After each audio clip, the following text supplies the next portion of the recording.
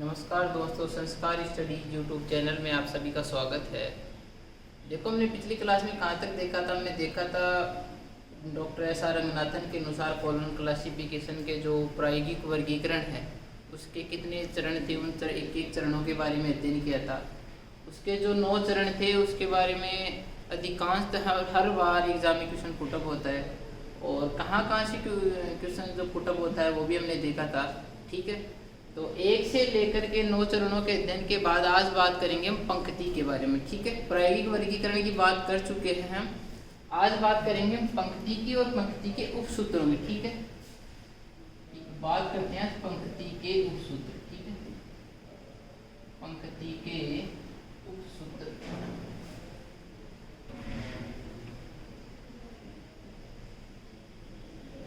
पंक्ति के उपसूत्र।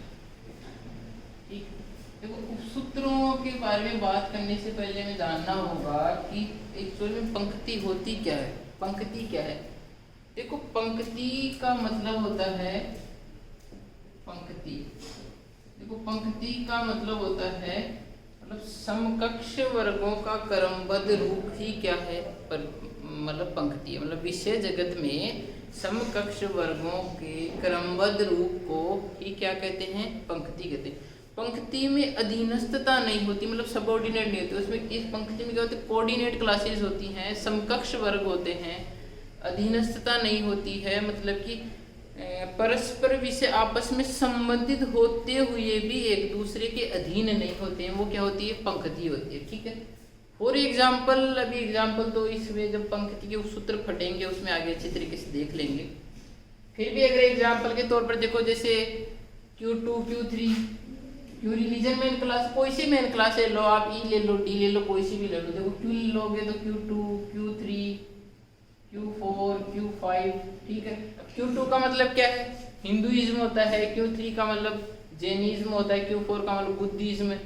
ठीक है, इसी प्रकार Q5 का मतलब जूडिज्म, Q6 का मतलब क्रिश्चियनिटी। इस प्रकार से जो ये होती है, ये क्या होती है? ये पंक्ति होती है। ठीक है, अब बात देखो, एक तो होती है पंक्ति, एक होती है श्रृंखला। श्रृंखला के बारे में देखो आगे बात करेंगे, थोड़ा बहुत मैं बता देता हूँ। श्रृंखला में क्या होती है? अधीनस्थता होती है। ठीक है, जिस प्रकार देखो एक Q2 वाली पंक्ति है तो फिर इसी के आगे टुकड़े हो जाते हैं Q21 Q22 Q23। तो ये क्या होगी? ये श्रृंखला को दर्शाएगी और ये पंक्ति को। ठीक है, समझ में आ रहा होगा कि श्रृंखला में क्या होता है? श्रृंखला में मतलब कि पंक्ति के एकलों को ही आगे विभाजित कर दिया जाता है। श्रृंखला में इस पंक्ति के एकल, देखो Q2 हिंदुइज्म, तो हिंदुइज्म को ही आगे विभाजित कर दिया। मतलब पंक्ति को विभाजित करने से क्या प्राप्त होती है? हमेशा श्रृंखला प्राप्त होती है। और श्रृंखला में जो है अधीनस्थता होती है, मतलब सबऑर्डिनेट क्लासेस होती है। ठीक है, तो देखो आज बात करें पंक्ति के बारे में, समझ में आ गया होगा कि पंक्ति मतलब कि समकक्ष वर्गों के क्रमबद्ध रूप को ही क्या कहते हैं? पंक्ति कहते हैं। इसके अंदर कोऑर्डिनेट क्लासेस आती हैं। अब बात करते हैं पंक्ति के उपसूत्र की। ठीक है, डॉक्टर एस आर रंगनाथन ने पंक्ति के बारे में कितने उपसूत्र दिए हैं? 4 उपसूत्र बताए हैं। देखो, एग्जाम की दृष्टि से बहुत इंपॉर्टेंट है आज उपसूत्रों का जो चैप्टर है हमारे लिए, क्योंकि कारण ये कि अभी 29 दिसंबर वाली एग्जाम थी, 29 दिसंबर 2019 वाली, तो उसके अंदर उपसूत्र से एक क्वेश्चन पुट हुआ था, निम्नलिखित में से सूचीकरण का उपसूत्र नहीं है। उसमें ऐसा था, तो 3 तो सूचीकरण से संबंधित थे और एक नहीं था। तो जो ये आज की क्लास है ये इसमें 100% मान के चलना, क्योंकि गत एग्जाम में सूचीकरण से पूछ चुका है अगला, तो अब की बार वर्गीकरण के जो उपसूत्र है उन वहां से क्या क्वेश्चन पुटअप होने की संभावना अधिक है। ठीक है, तो आज बात करते हैं पंक्ति के उपसूत्रों की। ठीक है, तो पंक्ति के उपसूत्र हैं डॉक्टर एस आर रंगनाथन के अनुसार कितने हैं? रंगनाथन जी ने पंक्ति के 4 उपसूत्र बताए। ठीक है, अब 4 उपसूत्र कौन कौन से बताए हैं? पहला तो है निशेषता का उपसूत्र। ठीक है, निशेषता का उपसूत्र, निशेषता का उपसूत्र। ठीक है, दूसरा है अनन्यता का उपसूत्र। कौन सा है?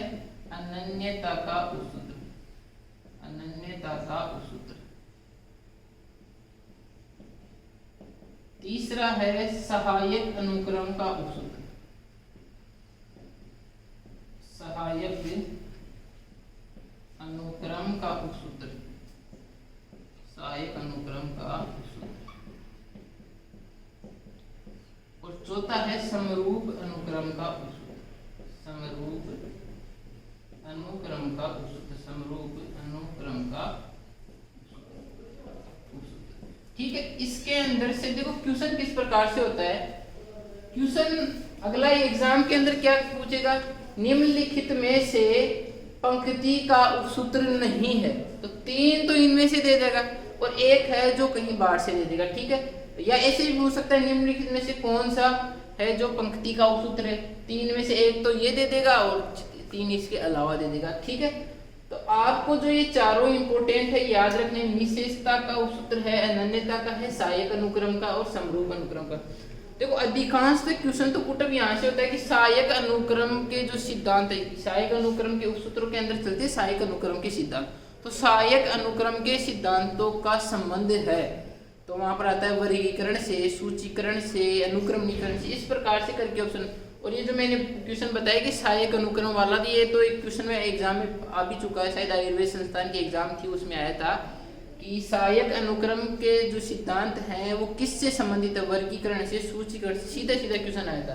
तो वहां से क्या करना है आपको, वर्गीकरण से, क्योंकि पंक्ति है वो वर्गीकरण में होती है। ठीक है, इसके अलावा देखो दूसरे तरीके से क्वेश्चन पुटअप हो सकता है, सहायक अनुक्रम का जो सिद्धांत है या उपसूत्र है वो किससे संबंधित है, पंक्ति से, पक्ष से, विषय से या मुख्य वर्ग से। तो आपको क्या करना है, ये पंक्ति से संबंधित, न तो पक्ष से संबंधित है, न मुख्य वर्ग से संबंधित है, या न ही विषय से संबंधित। ठीक है, तो किसी भी प्रकार से आपको क्वेश्चन पूछे आपको गलत नहीं करना है। ठीक है, इसके बाद देखो इसमें जो सर्वाधिक इंपॉर्टेंट है वो है सहायक अनुक्रम का उपसूत्र। कौन सा है, सहायक अनुक्रम का। देखो डॉक्टर एस आर रंगनाथन ने जो सहायक अनुक्रम का उपसूत्र दिया है उसकी थोड़ी विस्तार से व्याख्या की है। बाकी जो 2 है निशेषता का, वो 3 है निशेषता का, अनन्यता का और समरूप अनुक्रम का। केवल इनके नाम याद रखने हैं। और इसीलिए सहायक अनुक्रम के सिद्धांत के बारे में डॉक्टर एस आर रंगनाथन ने बताया है कि पंक्ति के जो एकल हैं उनका जो क्रम है वो सहायक अनुक्रम होना चाहिए। कैसा होना चाहिए, सहायक अनुक्रम। मतलब यह किसी वर्गाचार्य के, मतलब कि वर्गाचार्य के आधार पर स्थापित न होकर के निश्चित सिद्धांतों पर आधारित होना चाहिए। ठीक है, इसलिए रंगनाथन ने जो है सहायक अनुक्रम के कुछ सिद्धांत दिए। क्या दिए, सहायक अनुक्रम के सिद्धांत, सहायक अनुक्रम के सिद्धांत दिए। ठीक है, देखो सहायक अनुक्रम के सिद्धांत। ठीक है, सहायक अनुक्रम के सिद्धांत डॉक्टर एस आर रंगनाथन ने किस लिए दिए हैं, ताकि जो वर्गीकरण में जो पंक्ति है उसके अंदर सैद्धांतिक तत्वों का सर्वाधिक प्रयोग किया जाए। ठीक है, अब बात करते हैं कि सहायक अनुक्रम के जो सिद्धांत है उनसे क्वेश्चन किस प्रकार से पुटअप होते हैं। देखो पहला क्वेश्चन तो यही पुटअप होता है कि सहायक अनुक्रम के सिद्धांत किससे संबंधित है, तो उसमें ऑप्शन आते हैं वर्गीकरण। ठीक है, दूसरा आता है सूचीकरण। ठीक है, तीसरा मिलता है वहां पर अनुक्रमणीकरण। ठीक है, और चौथा ऐसे मान लो विषय अनुक्रमणिका या विषय से संबंधित है, ऐसे मान लो कुछ भी मान लो। तो आपको क्या करना, जो सहायक अनुक्रम के जो सिद्धांत है वो किससे संबंधित है, वर्गीकरण से। ठीक है, दूसरा क्वेश्चन किस प्रकार से पुटअप होता है, सहायक अनुक्रम के सिद्धांत संबंधित है पंक्ति से, पंक्ति से, पक्ष से, पंक्ति से, पक्ष से, श्रृंखला से। ठीक है, पंक्ति है, पक्ष है, श्रृंखला है या मुख्य वर्ग से। ठीक है, आपको इसमें क्या करना है कि जो सहायक अनुक्रम का सिद्धांत है किससे संबंधित है, पंक्ति से।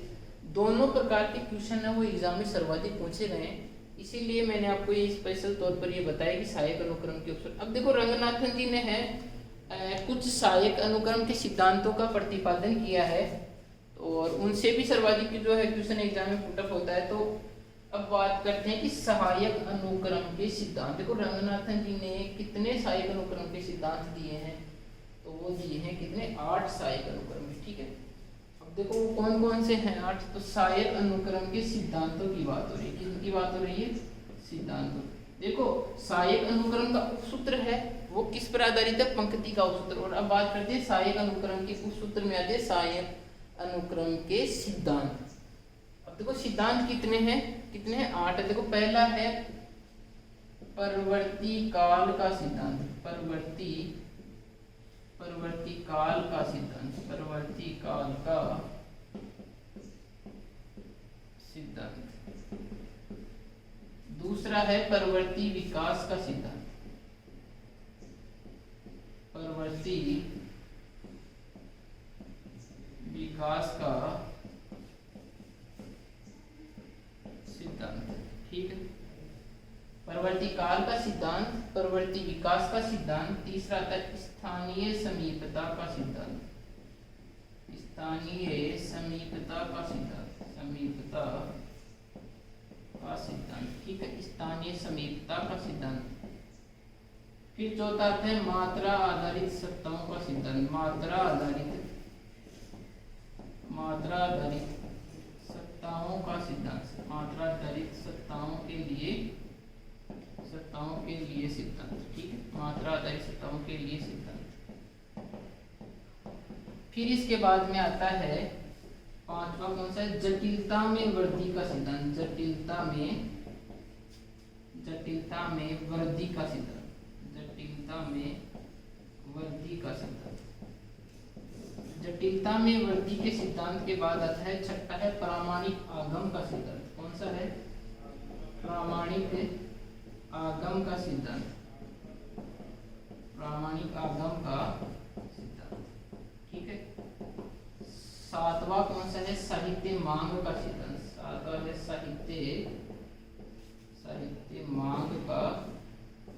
साहित्य मांग का सिद्धांत।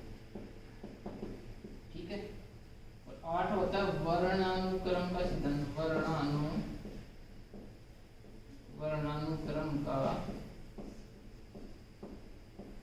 सिद्धांत। ठीक है, वर्ण।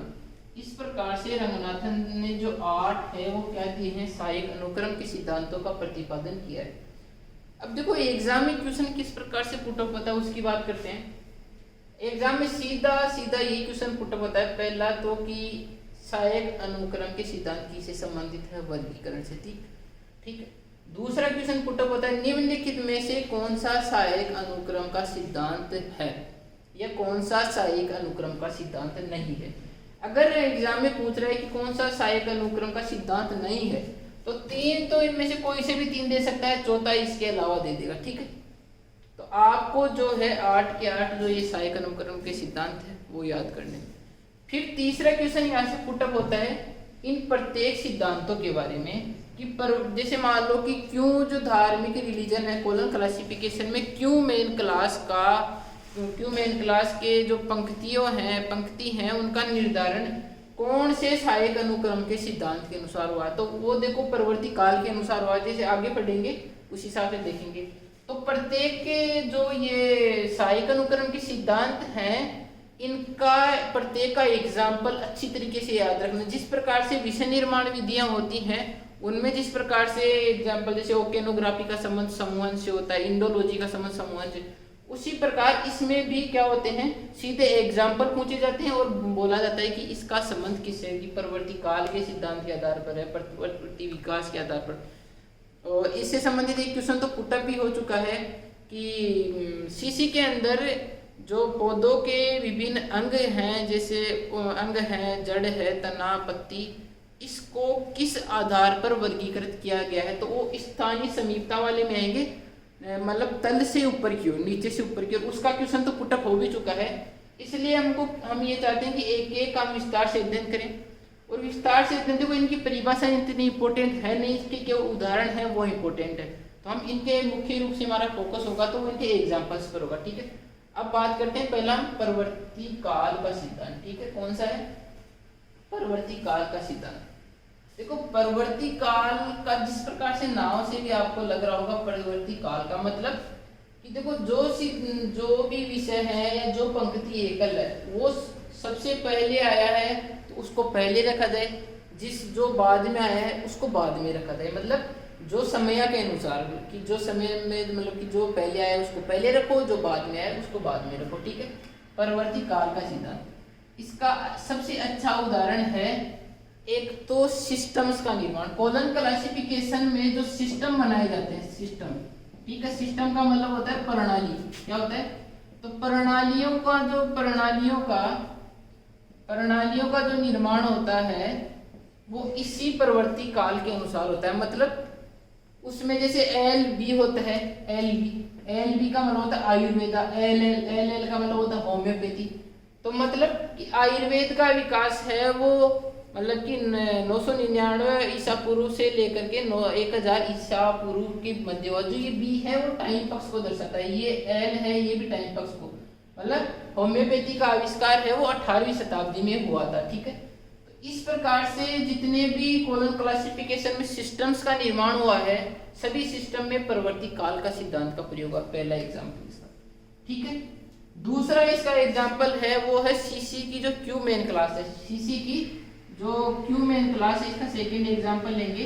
तो सीसी की जो क्यू मेन क्लास है, क्यू का मतलब होता है रिलीजन। ठीक है, क्यू मेन क्लास का मतलब क्या होता है, रिलीजन। ठीक है, रिलीजन के अंदर इसका अच्छा प्रयोग हुआ है। देखो Q2, देखो Q2 के अंदर आता है हिंदुइज्म, क्या आता है हिंदुइज्म। Q3 के अंदर आता है जैनिज्म।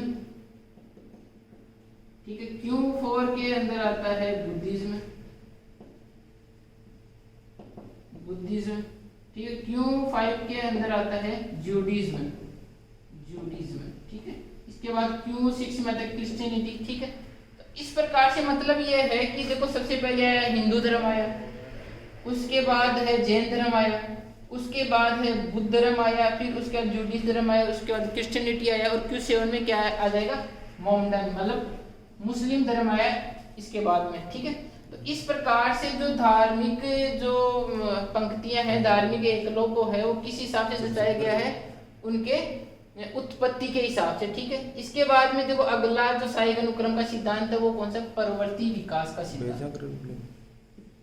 परवर्ती विकास का सिद्धांत, परवर्ती विकास का सिद्धांत, परवर्ती विकास का सिद्धांत।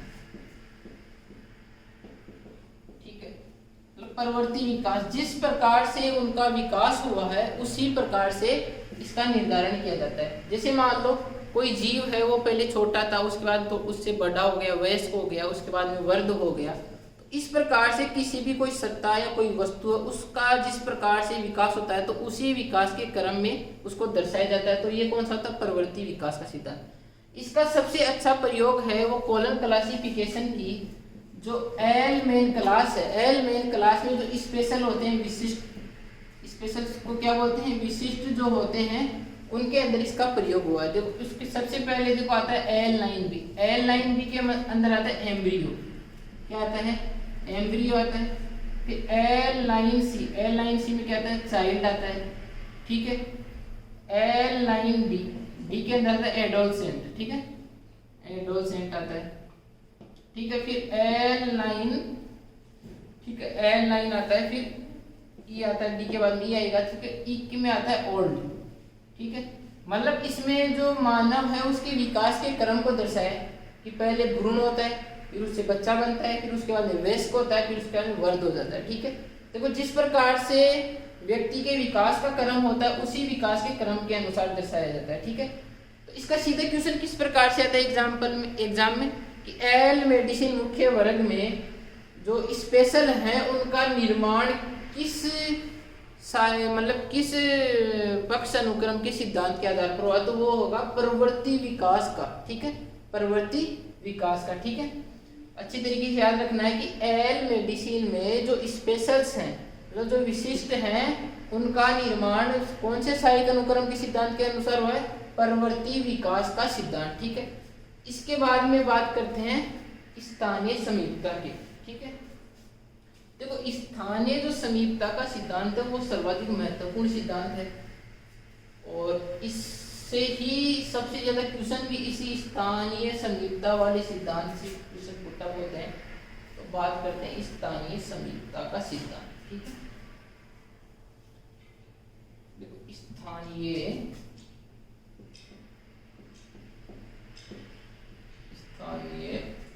समीपता का सिद्धांत, स्थानीय समीपता का सिद्धांत। ठीक है, देखो स्थानीय समीपता की बात करते हैं। स्थानीय समीपता के सिद्धांत में डॉक्टर एस आर रंगनाथन जी ने कुछ विरोधाभासी युग्मों का प्रतिपादन किया है। किनका प्रतिपादन किया है? विरोधाभासी युग्मों का। विरोधाभासी युग्मों का, ठीक है। तो एग्जाम में सबसे पहला क्वेश्चन तो पुटअप यहीं से होता है कि डॉक्टर एस आर रंगनाथन ने अपने कौन से सहायक अनुक्रम के सिद्धांत में विरोधाभासी युग्मों का प्रतिपादन किया है। तो वो कौन सा सिद्धांत होगा? स्थानीय समीपता का सिद्धांत, ठीक है। अब इसमें बात करते हैं, देखो इसमें कई विरोधाभासी युग्म चलते हैं कि एक ही कोई अवधारणा होती है, उसका पॉजिटिव पॉइंट भी होता है और उसका नेगेटिव पॉइंट भी, दोनों पॉइंट साथ चलते हैं इसमें, ठीक है। तो देखो इसमें बात करते हैं पहली विरोधाभासी युग्मों में सबसे पहला होता है वो होता है खड़ी रेखा का सिद्धांत, मतलब खड़ी रेखा पर स्थित सत्ताओं का सिद्धांत। खड़ी रेखा पर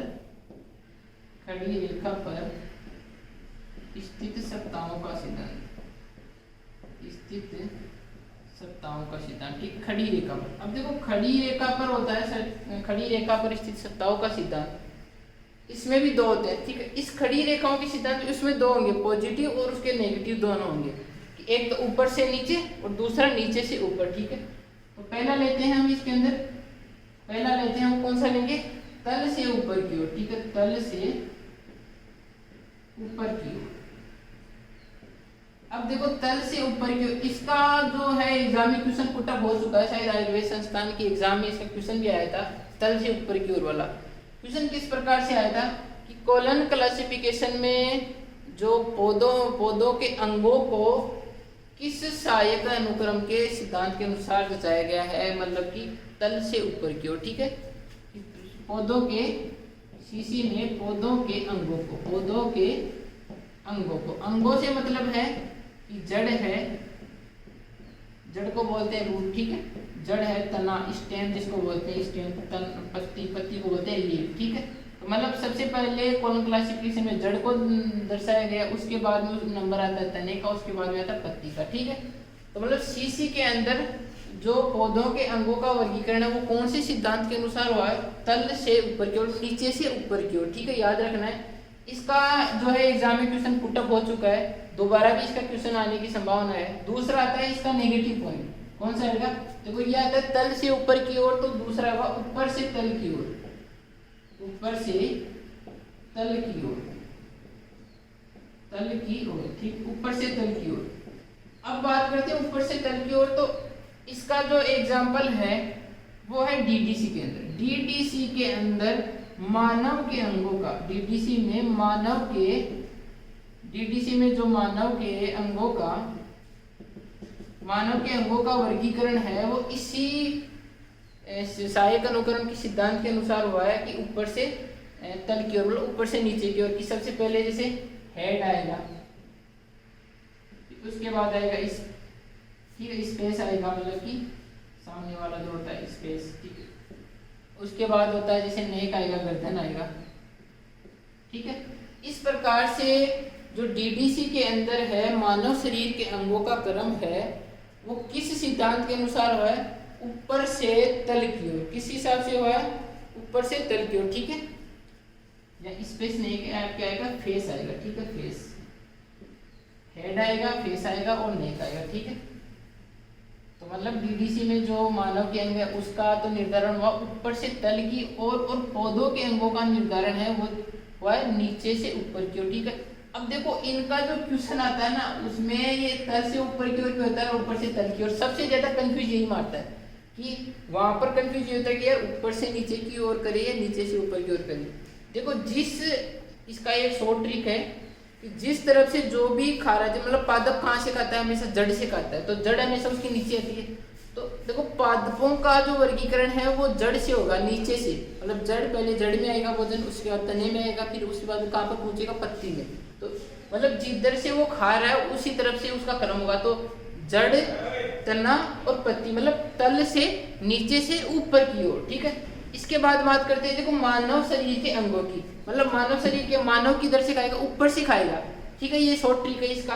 तो ऊपर से खाएगा मतलब पहले हेड आएगा, ठीक है, फिर आएगा फेस आएगा, फिर नेक आएगा। इसी प्रकार से मतलब ऊपर से नीचे की ओर के क्रम में डीडीसी में जो मानव के अंग है उनको किस प्रकार से दर्शाया गया है, ऊपर से नीचे की ओर। ठीक है, अब इसी के जो सिद्धांत है उसके आगे की बात करते हैं।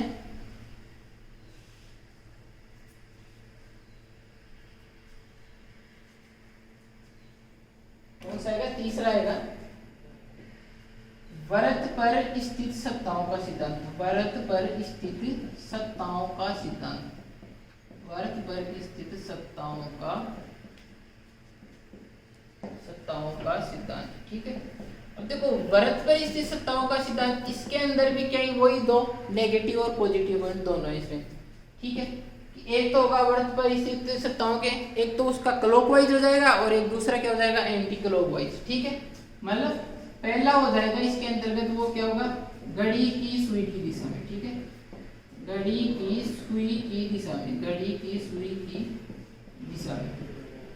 ठीक है, इसका जो अच्छा एग्जाम्पल है वो हमें कहाँ मिलता है, कोलन क्लासिफिकेशन के अंदर जो एशिया महाद्वीप है उसमें जो विभिन्न देश हैं, कोलन क्लासिफिकेशन में एशिया महाद्वीप के विभिन्न देशों की जो पंक्तियों के स्थान एकलों का निर्धारण किया गया है वो इसी साइक अनुक्रम के सिद्धांत के अनुसार किया गया। ठीक है, कि इसी में एशिया महाद्वीप में विभिन्न देशों के एकलों का निर्माण, विभिन्न देशों के एकलों का निर्माण कौन से साइक अनुक्रम के सिद्धांत के आधार पर हुआ है, घड़ी की सुई की दिशा में। ठीक है, अब इसका सीधा एग्जाम में क्वेश्चन इसी प्रकार से आता है कि सीसी के अंदर एशिया महाद्वीप के विभिन्न देशों का जो है एकलों का साइक अनुक्रम है वो किस सिद्धांत के अनुसार किया गया है, तो घड़ी की सुई की दिशा में। ठीक है, दूसरा आता है इसका जो नेगेटिव पॉइंट होगा वो कौन सा होगा, घड़ी की सुई की विपरीत दिशा में। ठीक है, घड़ी की सुई की विपरीत दिशा में, सुई की विपरीत दिशा में। देखो ठीक है, अब इस विपरीत दिशा की बात करें तो जो सभी ये सब इस सिद्धांत का प्रयोग है वो पहली बात तो ये कि सभी वर्गीकरण पद्धतियों में जो राशि चक्र का व्यवस्थापन है, सभी वर्गीकरण पद्धतियों में राशि चक्र का व्यवस्थापन इसी सिद्धांत के अनुसार हुआ है। ठीक है, राशि चक्र का व्यवस्थापन कौन से सिद्धांत के अनुसार हुआ है, घड़ी की सुई की विपरीत दिशा में। ठीक है, इसके बाद बात करते हैं चौथा जो सिद्धांत है स्थानीय समीपता का, वो है वृत्त के अर्धव्यास पर स्थित सत्ताओं के लिए सिद्धांत। वृत्त के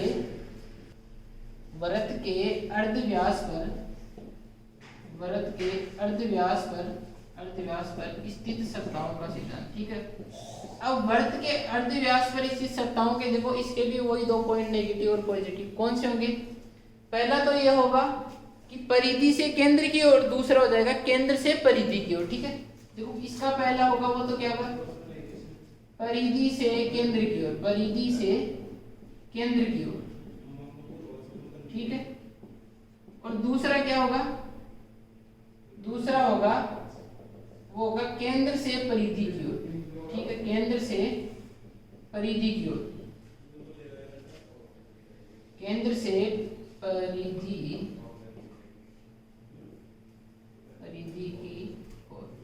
अब देखो बात करते हैं, देखो परिधि से केंद्र की ओर इसका वैसे कोई एग्जांपल है नहीं, इसकी बात करते हैं केंद्र से परिधि की ओर, तो इसका सबसे अच्छा एग्जांपल है कोलन क्लासिफिकेशन में जो एल मेडिसिन मेन क्लास है, कौन सी, एल का मतलब होता है मेडिसिन। ठीक है, तो एल जो मेडिसिन क्लास है उसका जो पी पक्ष जो व्यक्तित्व पक्ष है उसके जो उस व्यक्तित्व पक्ष में मानव शरीर के अंगों का व्यवस्थापन है वो किस विधि से किया है, केंद्र से परिधि की ओर। मतलब उसके अंदर देखो पहले आएगा बोन, बोन मतलब हड्डी, उसके बाद में उस किसको व्यवस्थित किया गया है, वो किया गया मसल्स को। ठीक है, ठीक है, मसल्स को, मसल्स के बाद में क्या आती है उसके ऊपर स्किन को, उसके बाद में बात करते हैं हेयर को। ठीक है, ठीक है, इस प्रकार से जो सीसी का जो एल मेडिसिन मेन क्लास है उसके पी पक्ष को किस सिद्धांत के अनुसार व्यवस्थित किया गया है, केंद्र से परिधि की ओर। मतलब देखो सबसे अंदर बोन होता है, हड्डी होती है, फिर उसके ऊपर मांसपेशी होती है, उसके ऊपर चमड़ी होती है और उसके ऊपर क्या होते हैं, उसके हल्के हेयर होते हैं। ठीक है, तो इसका क्वेश्चन सीधा सीधा किस प्रकार से आता है कि एल मेडिसिन कोलन क्लासिफिकेशन में एल मेडिसिन जो मेन क्लास है उसके पी पक्ष को कौन से सहायक अनुक्रम के अनुसार व्यवस्थित किया गया है, तो वहां पर दोनों मिलेंगे आपको, देखो अगर किसी का भी क्वेश्चन आएगा तो उसके दोनों नेगेटिव और पॉजिटिव दोनों पॉइंट मिलेंगे। उसमें पहला ऑप्शन तो यही मिलेगा परिधि से केंद्र की ओर, दूसरा मिलेगा केंद्र से परिधि की ओर, बाकी दो हैं वो अलग से, कंफ्यूज यही मारेंगे। तो इनमें से आपको अच्छी तरीके से ध्यान रखना है कि केंद्र से जो परिधि की ओर वाला है उसी के आधार पर CCK मेडिसिन मुख्य क्लास को व्यवस्थित किया गया, ठीक है। इसके बाद में जो बात करते हैं उसका अगला सिद्धांत है इस स्थानीय समीपता का, वो है दूर स्थित सत्ताओं का सिद्धांत। कौन सा है? दूर स्थित सत्ताओं का सिद्धांत, ठीक है। दूर स्थित सत्ताओं का सिद्धांत ये पांचवा स्थानीय समीपता का पांचवा सहायक अनुक्रम का सिद्धांत है।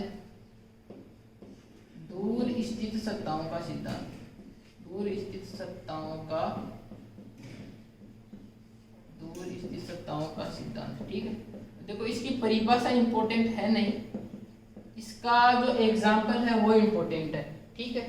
इसका एग्जाम्पल है कि सभी वर्गीकरण पद्धतियों में जो ग्रहों को व्यवस्थित किया गया है, एस्ट्रोनॉमी को ग्रहों को जो व्यवस्थित किया गया है वो इसी दूर स्थित सत्ताओं के सिद्धांत का प्रयोग करके किया गया, ठीक है। तो इसका सीधा एग्जाम में क्वेश्चन यही पुट अप होता है कि सभी वर्गीकरण पद्धतियों में ग्रहों को किस सिद्धांत के अनुसार व्यवस्थित किया गया है, तो वो कौन सा होगा? दूर स्थित सत्ताओं का सिद्धांत। ठीक है दोस्तों, तो आज की क्लास के लिए इतना ही, धन्यवाद।